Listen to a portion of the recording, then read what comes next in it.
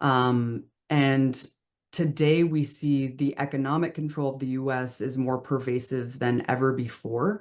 The US is waging secret warfare in more countries than ever before. And it's kind of permanently, kept this global order in place with the plausible deniability, especially with the use of these sanctions that, the vast majority of people really would not, they would be shocked to learn all of the places that the US has boots on the ground in, all of the secret wars that are being waged by the US, the drone strikes, the bombing campaigns, and the sanctions.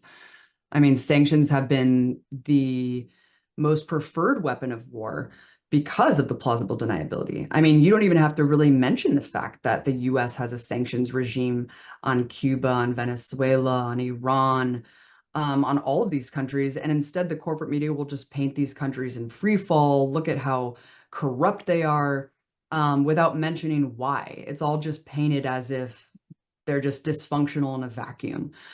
And so this is, I think, the preferred method of warfare today for very good reason. And in fact, Biden's Treasury Department says that these are the first line of defense. I mean, this is the first foreign policy measure from the Biden department. All of the sanctions that Trump put in place during his administration, Biden barely removed any of them. And, sanctions are war and they kill people. And they are specifically designed to hurt the most vulnerable people of the population, the sick, the elderly, children, pregnant women. It's heinous.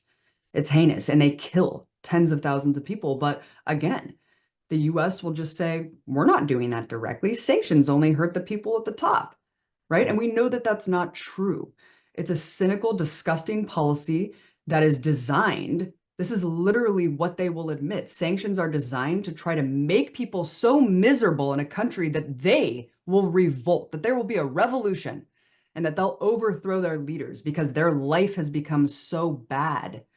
I mean, that's a pretty crazy calculation for the US to do. But they're doing it. They're doing it everywhere. Sanctions have increased like 1,000% just in the last 20 years. So when we're looking at somewhere like Venezuela, Cuba, or Iran, it's really devastating, especially in the wake of something like COVID, because whenever there's another global pandemic that will be deadlier, we already saw what the US will do. They're not going to act like good neighbors and good Samaritans and help extend humanitarianism around the world. No, they're going to use that as an opportunity to essentially expand their mode of death and destruction, prohibiting syringes from being able to reach poor Cubans, right? I mean, Cubans at the height of COVID had to choose between baby formula and oxygen. That's how sinister and criminal these tactics are. So I would say we're at a very dire place right now in world history, and we're at a turning point in history, Matt. The US has figured out how to do all of these things with plausible deniability, and they're doing them very well, right? They've mastered the propaganda. They've manipulated the minds. I always hear from people whenever I bring up the notion of US empire and how unsustainable it is and how criminal it is. I mean, people will respond being like, well, if the US wasn't the empire, then China would be. And think of how horrible that would be if China were the world's empire. And it's like, okay, well, this is all hypothetical nonsense. And also, no one is doing worse shit than the United States is and its collaborators around the world. Who has a torture gulag, right? Who has invaded entire countries, destabilized entire regions of the world?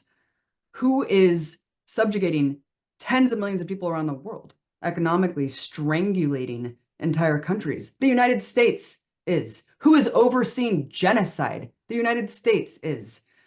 So it's so strange, these thought experiments about, ooh, the big bad boogeyman of Russia and China, when the US is carrying out the most heinous, destructive policies this world has ever seen. That's all I need to know that this is not right, and that I need to do everything in my power to fight against it.